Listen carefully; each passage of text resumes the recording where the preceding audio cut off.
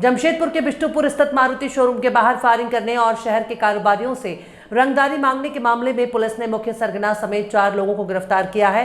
गिरफ्तार आरोपियों में सिद्धगोड़ा सिंधु रोड निवासी सरगना प्रभास सिंह उर्फ नूनू सिंह, बिहार के बांका जिला निवासी अभिषेक सिंह उर्फ पंडित, शुभम सिंह और देवघर निवासी अमन सिंह उर्फ गोलू को शामिल है। आरोपियों की निशानदेही पर पुलिस ने फायरिंग की घटना में प्रयुक्त कार समेत अन्य सामान बरामद किया है। इसके पूर्व पुलिस ने इसी मामले में शामिल 2 अन्य लोगों को गिरफ्तार किया था। जानकारी देते हुए एसएसपी किशोर कौशल ने बताया कि प्रभास सिंह ने अपने अन्य सहयोगियों के साथ मिलकर मारुति शोरूम के बाहर फायरिंग करवाई थी।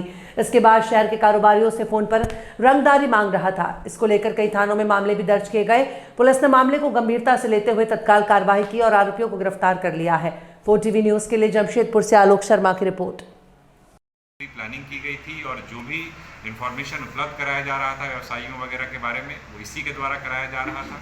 और जिन लोगों के द्वारा फ़ोन कराया जा रहा था, किया जा रहा था बेसिकली, वो लोग बांका के रहने वाले हैं और उसी इलाके से, बांका देवघर के आसपास से ये लोग कंटिन्यूअस कॉल कर रहे थे, थ्रेटन कर रहे थे और पैसे की डिमांड कर रहे थे। इसमें अगर इन अपराध कर्मियों की हम लोग बात करें तो अभिषेक पंडित वहाँ का एक तरीके से कह सकते हैं कि हैबिचुअल ऑफेंडर है, एक शातिर अपराधी है, जिसके विरुद्ध कुल मिलाकर के 8 आपराधिक मामले पहले से दर्ज हैं, जिसमें ज़्यादातर रंगदारी और आर्म्स एक्ट से संबंधित हैं, जिसमें 4 केस शंभूगंज थाना बांका का है, गोड्डा नगर का भी एक केस है, तारापुर जो कि मुंगेर के अंतर्गत पड़ता है, वहाँ का भी 3 FIR इसके अगेंस्ट है। और वहाँ भी ये कई मामलों में फरारी चल रहा था। पिछले महीने वहाँ भी 3 जगहों पर इसने जो है फायरिंग की घटना को अंजाम दिया था। दूसरा अपराधकर्मी अमन सिंह है, वो भी तारापुर की 2 घटनाओं में वांछित है।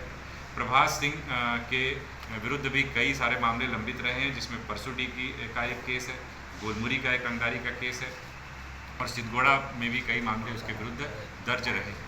तो एक प्रकार से पुलिस ने इसमें त्वरित कार्रवाई करते हुए पूरे एक गैंग का एक तरीके से पर्दाफाश किया है, जिनके द्वारा एक भय और दहशत का माहौल शहर में बनाने की कोशिश की जा रही थी। और इसमें पूर्व में जो 2 अपराधकर्मियों को भेजा गया था, उनके साथ आर्म्स की रिकवरी हुई थी, जिसको कि हम लोगों ने सीज़ किया था इस केस में।